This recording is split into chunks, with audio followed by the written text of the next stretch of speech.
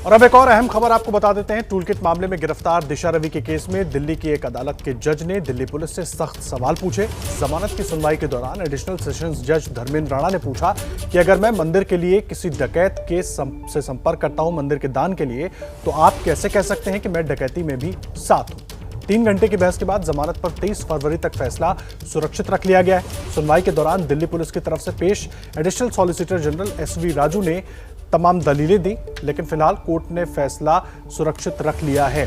Delhi police की दलील क्या थी? दिशा रवि ने जो टूलकिट बनाई वो सिर्फ टूलकिट नहीं थी, बल्कि असली साजिश भारत को बदनाम करने और यहां अशांति फैलाने की थी। दिशा रवि ने अपने व्हाट्सएप चैट, ईमेल और दूसरे सबूतों को मिटा दिया और उसे पता था कि उस पर क्या कानूनी कार्रवाई हो सकती है। ये दलील दिल्ली पुलिस की तरफ से दी गई। फिर जज का सवाल था, टूलकिट किस तरह से किसानों के ट्रैक्टर मार्च के दौरान हिंसा से जुड़ी हुई? ये सवाल जज की तरफ से पूछे गए।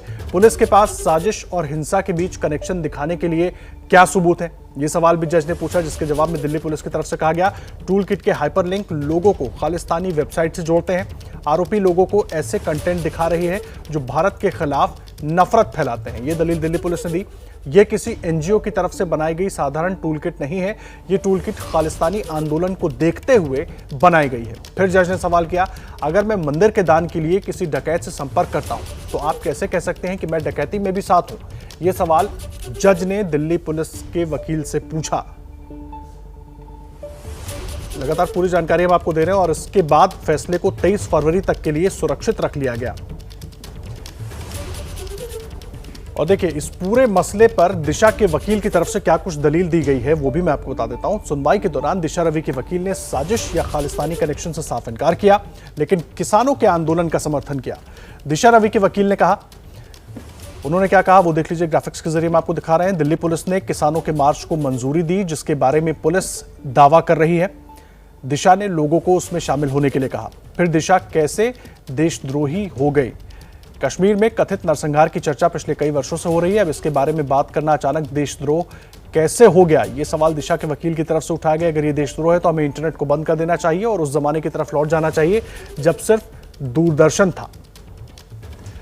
और मेरे सहयोगी अंकित गुप्ता इस वक्त मेरे साथ जुड़ गए हैं पूरे मामले पर जानकारी देने के लिए। अंकित, ये जो पूरी जिरा हुई है, कैसे इसको देख रहे हैं और क्या कुछ पूरी बात हुई है वहां पर?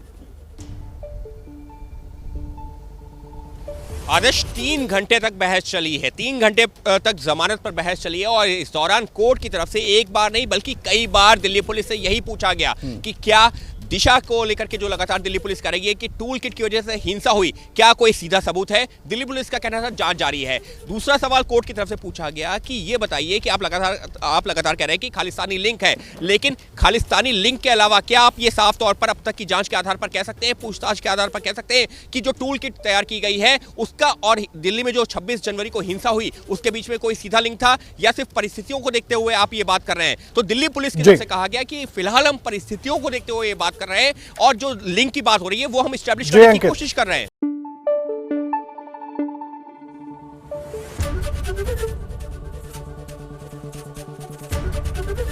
ABP न्यूज आपको रखे आगे।